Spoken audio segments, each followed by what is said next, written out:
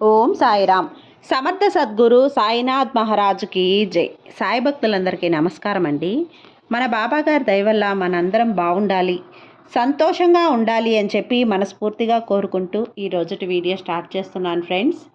ఇక ఈరోజు వీడియోలో మనం చూడబోయేది ఏంటి అంటే, తల్లి, గురువారం రాత్రి 12 గంటల లోపు ఈ వ్యక్తి నుండి నువ్వు కాస్త దూరంగా ఉంటేనే నీ జీవితం బాగుంటుందమ్మా అని చెప్పి బాబాగారు అయితే మనకు ఒక మంచి సందేశాన్ని తీసుకొచ్చేసారండి. ఆ సందేశం ఏంటి, ఆ సందేశం రూపంలో బాబాగారు మనతో ఏం చెప్పబోతున్నారు అనేది ఆయన మాటల్లోనే ఉందామా. తల్లి, గురువారం రాత్రి 12 గంటల లోపు ఈ వ్యక్తి నుండి నువ్వు కాస్త దూరంగా ఉంటేనే నీ జీవితం బాగుంటుంది.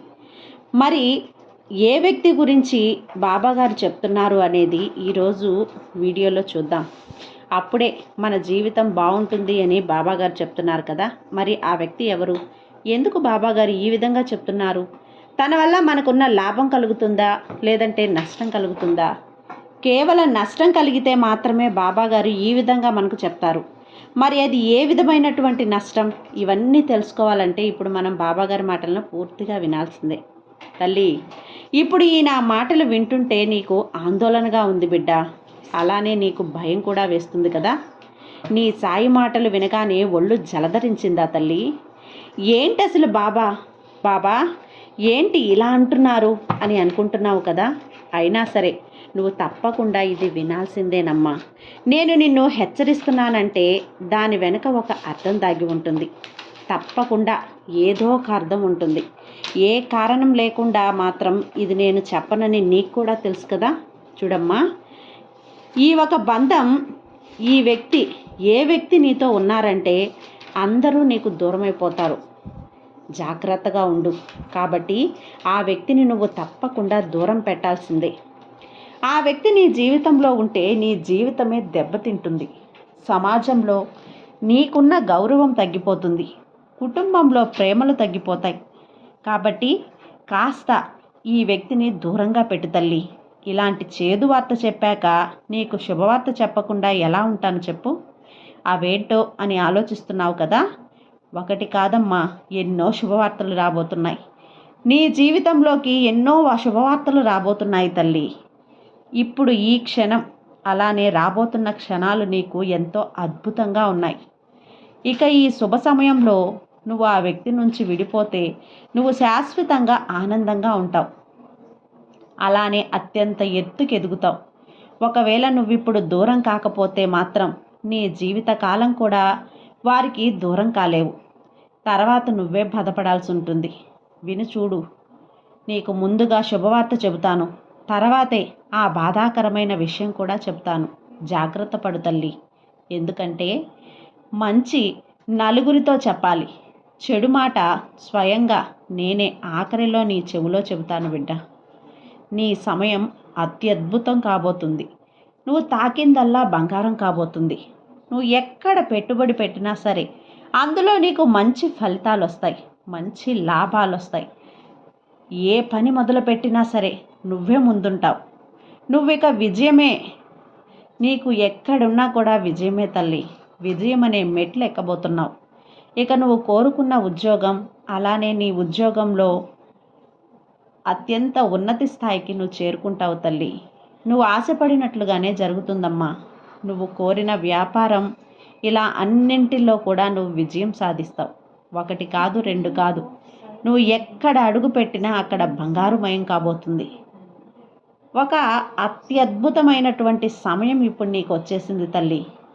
నీ కుటుంబంతో ఇక నువ్వు కోరుకున్నట్లుగానే ఆనందంగా ఉంటావమ్మా. ఎంతో సంతోషంగా గడుపుతావు. నీకు మంచి సమయం ప్రారంభమైంది. నీ కుటుంబంలో కలహాలన్నీ కూడా తీరిపోతాయి. ప్రతి చోట నీకు గౌరవం, నీకు పేరు ప్రఖ్యాతలు దక్కుతాయి. వింటుంటేనే చాలా ఆనందంగా ఉంది కదా. ఇవన్నీ అలానే జరుగుతాయమ్మా. నువ్వు కూడా అందరితో మర్యాదగా నడుచుకోవాలి. గుర్తుపెట్టుకో, ఇక నువ్వు కోరిన మంచి గడియలు వచ్చేసాయి. నీ కోరికలన్నీ తీరుతాయి. నీకు రాబోతున్న రోజులన్నీ కూడా నీకు మంచిగా మార్చుతాను. ఈ సమయాన్ని జాగ్రత్తగా ఉపయోగించుకో. తప్పుడు దారిలో వెళ్ళకు. చెడు ఆలోచనలు అసలే చేయకు. ఇప్పుడే నువ్వు ఈ మంచి అవకాశాన్ని ఉపయోగించుకోగలవు బిడ్డ. నిన్ను చూసి నవ్విన వారే నీ ముందు తలదించుకుంటారమ్మా. ఆనందంగా ఉండు. అయితే ఇక అవన్నీ జరగాలంటే నువ్వు ఒక వ్యక్తితో విడిపోవాల్సి ఉంది. అప్పుడే ఇవన్నీ నీకు శాశ్వతంగా ఉంటాయి. మరి ఆ వ్యక్తి ఎవరు బాబా అని అడుగుతున్నావు కదా? చెబుతాను, కాస్త శ్రద్ధగా విను. చూడు తల్లి, మీ భార్యాభర్తల బంధంలోకి వచ్చి ఉన్నటువంటి ఆ మూడో బంధాన్ని దూరం పెట్టు. అలా విడిపోతేనే మంచిదమ్మా.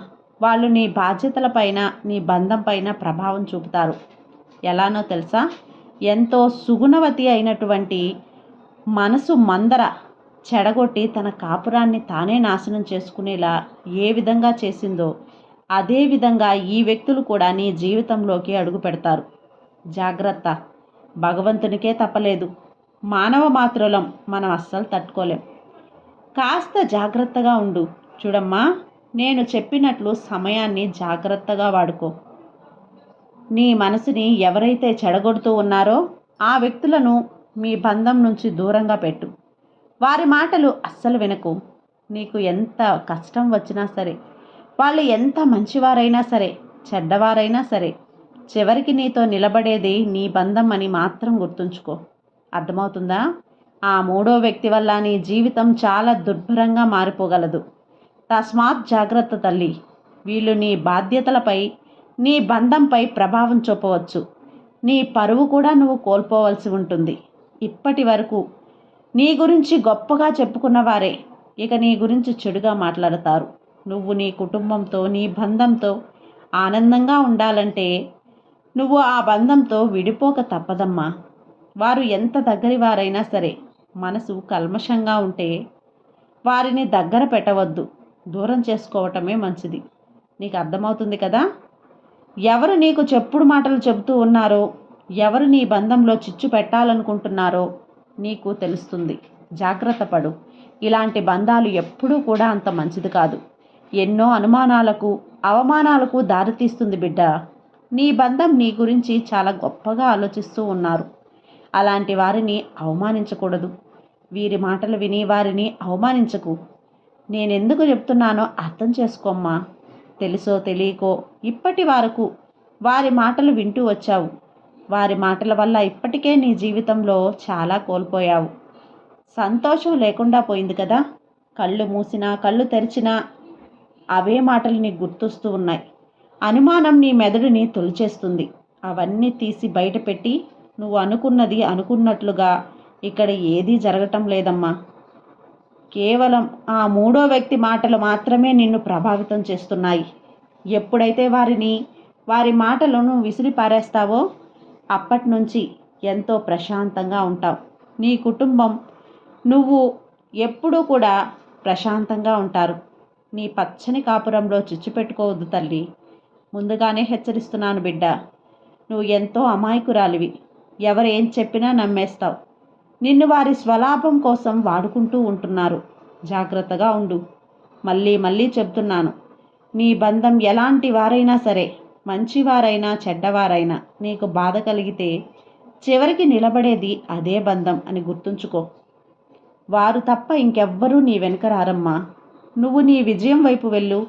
అలా కాదు బాబా, నేను నా దారిలోనే వెళ్తాను అంటే ఇంక నీ ఇష్టం. నేను కూడా ఏం చెయ్యలేను. నీ గురించి ఆలోచిస్తున్నాను కాబట్టే, నా బిడ్డకు అంతా మంచి జరగాలని అనుకుంటున్నాను కాబట్టే. తప్పు జరగకముందే నిన్ను హెచ్చరిస్తున్నాను. ఇంతకు మించి నేనేం చెప్పగలను చెప్పు? నిర్ణయం నీదే. ఇది కేవలం ఆలోచించుకో. నీ భాగస్వామి మాత్రమే నీకు శాశ్వతం.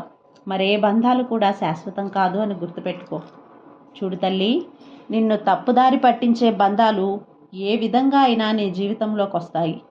అది చిన్నప్పటి నుండి ఉన్న స్నేహితులు కావచ్చు, లేదంటే నీ బంధువులలోనే ఎవరో ఒకరు కావచ్చు, లేదా నీకు కొత్తగా పరిచయం అయ్యే పరిచయస్తులు కావచ్చు.